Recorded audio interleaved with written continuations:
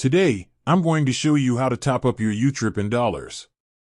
This is a great way to save money on your travels, as you can get better exchange rates than you would with your credit card. Before we get started, I want to make a quick disclaimer. I'm not a financial advisor, so please do your own research before making any decisions. Step 1. Sign up for YouTrip. If you don't already have a YouTrip card, you'll need to sign up for one.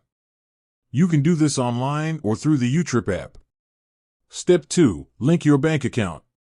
Once you have your YouTrip card, you'll need to link your bank account. This will allow you to transfer money to your YouTrip card. Step 3. Choose your currency.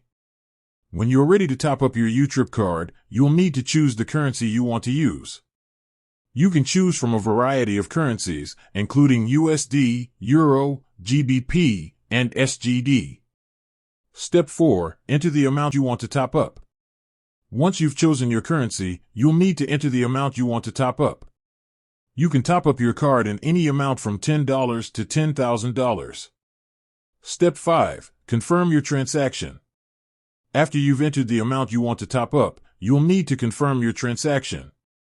This will usually involve entering a PIN code or using facial recognition. Step 6. Wait for your funds to be credited. Once your transaction has been confirmed, it will take a few minutes for your funds to be credited to your YouTrip card.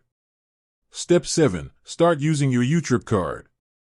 Once your funds have been credited, you can start using your YouTrip card to make purchases overseas.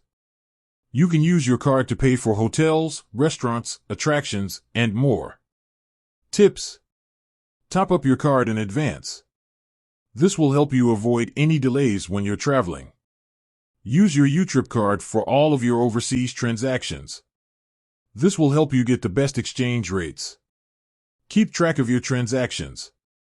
You can track your transactions online or through the YouTrip app. Be aware of the fees associated with using your YouTrip card. There are some fees associated with using your YouTrip card, so be sure to read the terms and conditions carefully before you sign up. And that's it for today. Thanks for watching, and I'll see you next time.